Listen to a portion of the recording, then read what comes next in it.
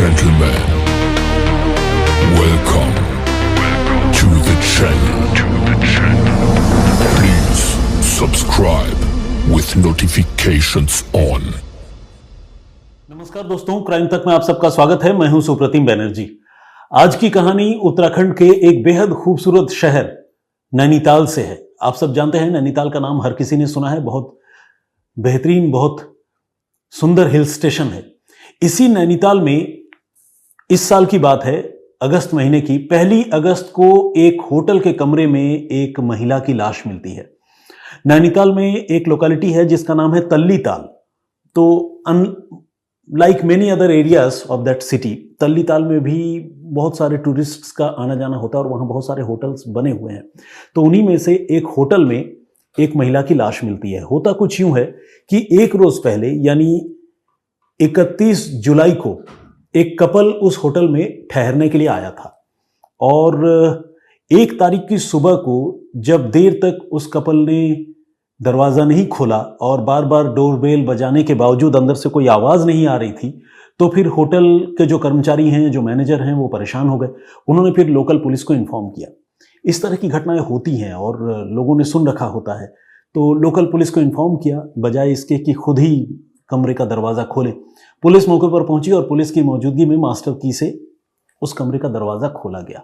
और जैसी कि आशंका थी, जैसा कि लोगों के मन में डर था, तभी पुलिस को बुलाया था। अंदर उन्होंने देखा कि जो कपल है उसमें से जो मेल मेंबर है यानी पुरुष, वो गायब है और जो महिला है उसकी लाश बिस्तर पर पड़ी हुई है।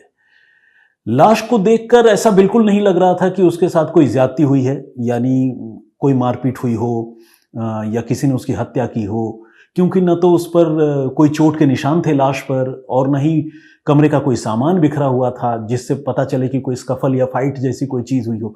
ऐसे में सवाल ये भी था कि अगर ये कोई अननेचुरल डेथ का यानी मर्डर का या कोई कॉन्स्पिरेसी का मामला नहीं है, तो फिर जो मेल पार्टनर है वो गायब क्यों हो गया, ये भी अपने आप में एक बड़ा सवाल था। तो मामला मिस्टीरियस तो था। पुलिस ने डेड बॉडी को रिकवर किया और रिकवर करके उसे पोस्टमार्टम के लिए भिजवा दिया। इसी के साथ जो कपल आया था उसके बारे में पुलिस जानकारी जुटाने की शुरुआत की।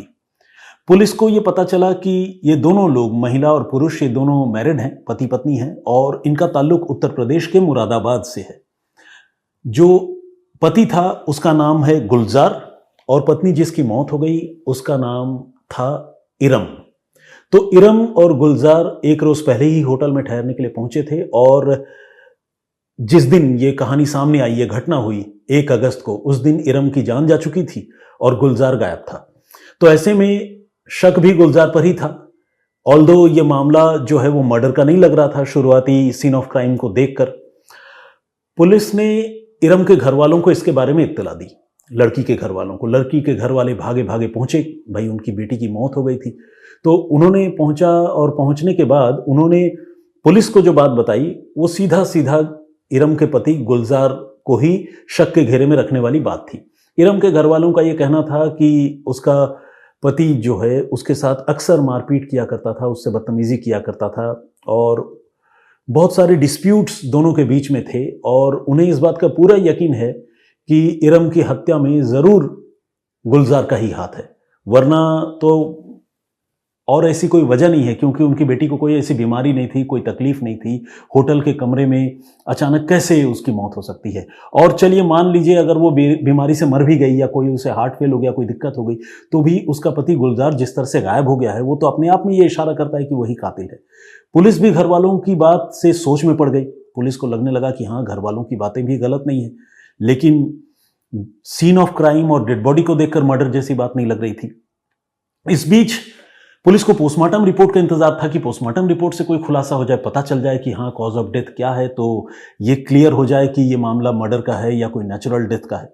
तो ऐसे में पुलिस ने पोस्टमार्टम रिपोर्ट का इंतजार किया और जब पोस्टमार्टम रिपोर्ट आई तो मामला थोड़ा और उलझ गया।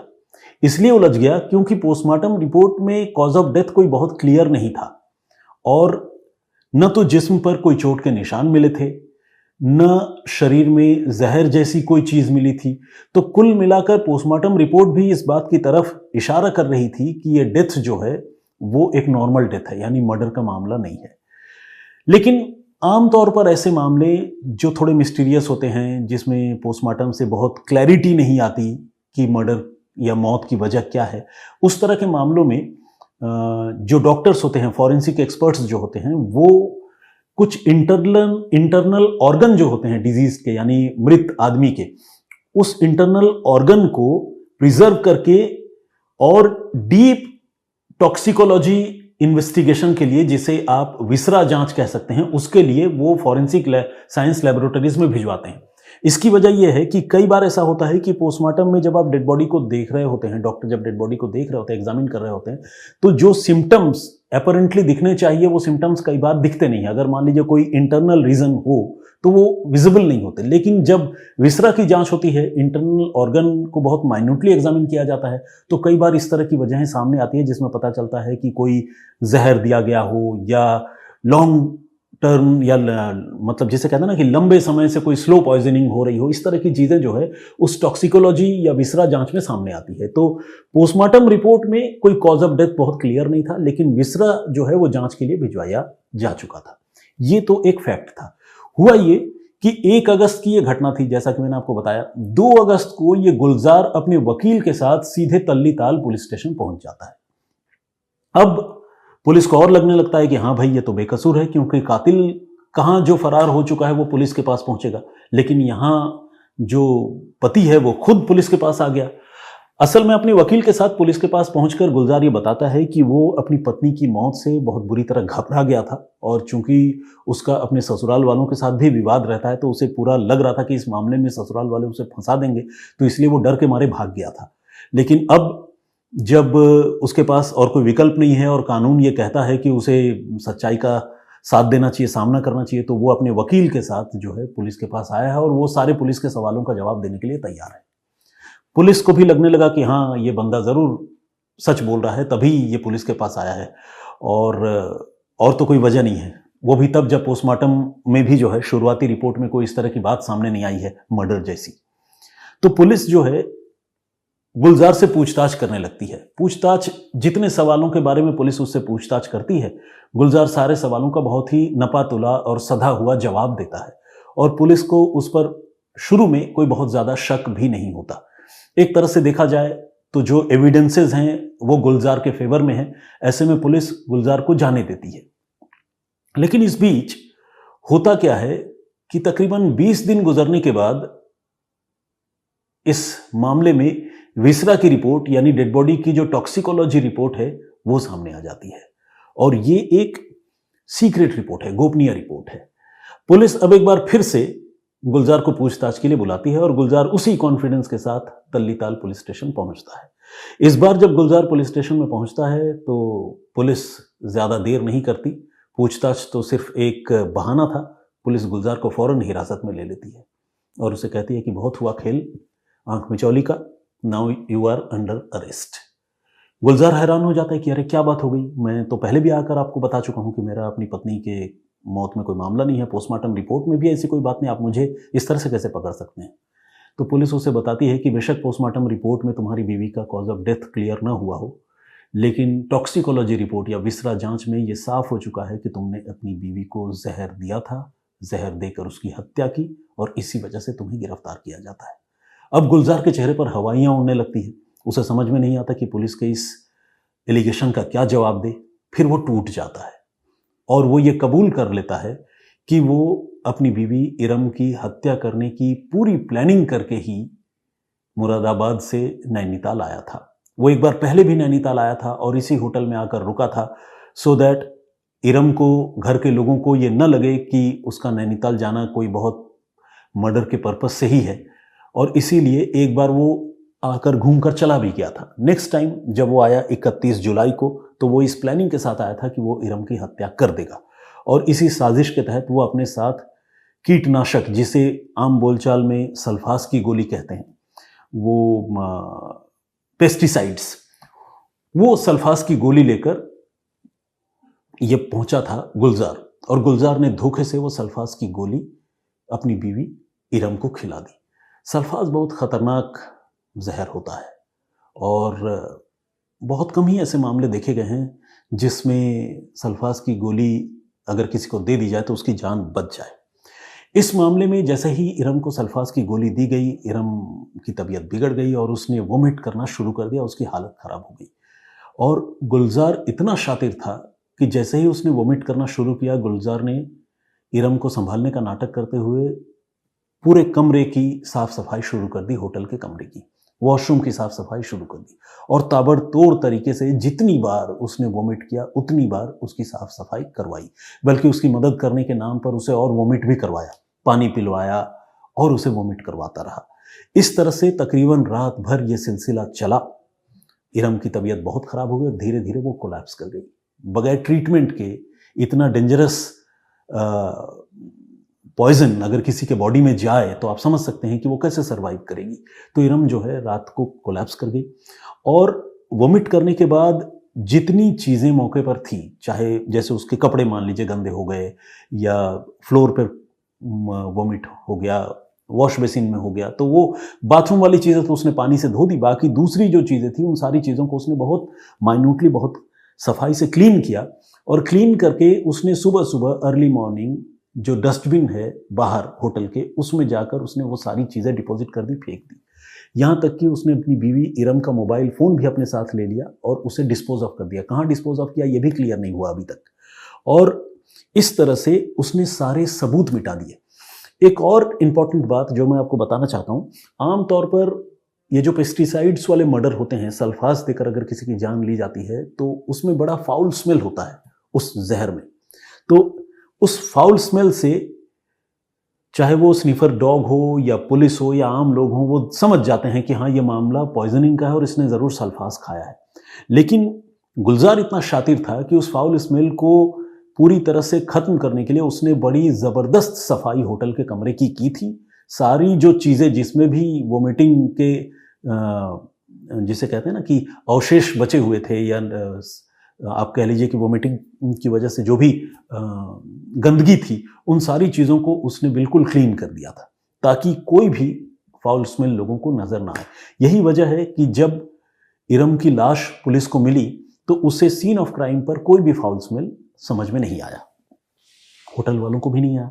ऐसे में वो भी इसे जो है मर्डर का मामला नहीं मान पाए। और जब पोस्टमार्टम हुआ तो आमतौर पर जब पोस्टमार्टम होता है तो पोस्टमार्टम करने वाले डॉक्टर बॉडी से निकलने वाले स्मेल से ये सेंस कर लेते हैं कि ये मामला पॉइजनिंग का है या नहीं है। लेकिन चूंकि इस महिला ने कई बार वोमिट कर दिया था और उसकी मौत को भी कई घंटे हो गए थे, तो डेड बॉडीज को जब पोस्टमार्टम के लिए ओपन किया गया उस समय भी कोई फाउल स्मेल जो है डॉक्टरों ने फील नहीं किया। इसी वजह से जो पोस्टमार्टम रिपोर्ट है वो क्लियर नहीं था इस मामले में कि ये मामला पॉइजनिंग का है या नहीं है। अपैरेंटली दूसरे बॉडी पार्ट पर एक्सटर्नल इंजरी तो थी नहीं, साजिश तो जहर देकर मारने की थी, तो इसीलिए पोस्टमार्टम रिपोर्ट से वो बातें क्लियर नहीं हुई। लेकिन जैसा कि मैंने आपको बताया, जब इन डेप्थ इन्वेस्टिगेशन फॉरेंसिक का हुआ तो विसरा में डेड बॉडी के जो इंटरनल ऑर्गन्स हैं वो डैमेज पाए गए और उस डैमेजिंग के पीछे वजह जो है वही पेस्टिसाइड सल्फास की गोली थी। इस तरह ये सारा मामला डीप फॉरेंसिक इन्वेस्टिगेशन से क्लियर हुआ और उसी आधार पर पुलिस ने इरम के पति गुलजार को 20 दिनों के बाद, मर्डर के 20 दिनों के बाद गिरफ्तार कर लिया। एक ऐसे आदमी को जो बहुत कॉन्फिडेंट था और बहुत शातिराना तरीके से पुलिस को तकरीबन धोखा देने में कामयाब हो गया था। लेकिन बस कहते हैं ना कि कोई ना कोई सबूत पीछे रह जाता है, तो इस मामले में भी जो विसरा जांच हुई वो एक सबूत के तौर पर सामने आया और पति गिरफ्तार कर लिया गया। पति पत्नी के बीच में विवाद था और इरम जो है गुलजार की दूसरी बीवी थी। पहली बीवी के साथ गुलजार को 2 बच्चे भी हैं। तो इस तरह से देखा जाए तो एक ऐसा आदमी जो एक बीवी के रहते हुए जिसने दूसरी लड़की से शादी की और उसके साथ लड़ता रहा और आखिरकार उसकी ज़िंदगी भी खुद अपने हाथों से ख़त्म कर दी। तो ये थी बड़ी दर्दनाक कहानी। लेकिन इस कहानी में एक राहत की बात यह है कि कातिल जो है उसे पुलिस ने सबूतों के साथ गिरफ्तार कर लिया है। आज की कहानी यहीं तक, लेकिन अपने इस पेशकश को ख़त्म करने से पहले जो प्रीवियस स्टोरी मैंने आप लोगों को सुनाई थी, जिसमें मैंने आपको बताया था कि किस तरह से एक माइनर के विटनेस होने के बाद कत्ल के एक मामले में गुनहगार पकड़े गए, तो उस मामले में आप लोगों ने जो कमेंट किया है, आइए कुछ लोगों के नाम और कमेंट पढ़ता हूँ। रोहित सिंह ने कमेंट किया, बहुत स्वागत है आपका। मोहम्मद अफजल हुसैन जी का भी कमेंट है, बहुत बहुत स्वागत करता हूँ।